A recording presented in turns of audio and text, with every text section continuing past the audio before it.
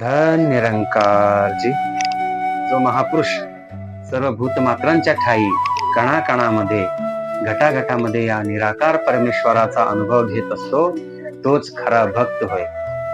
माऊली म्हणतात, जे जे देखी जे भूत ते ते मानी जे भगवंत, हाची भक्ती योग निश्चित जाण माझ. अजून एकीकडे भगवान श्रीकृष्ण सांगतात, अवजानंती माम मूढा मानुषीम तनुमाश्रितम परम भाव मजानंतो मम भूत महेश्वरम.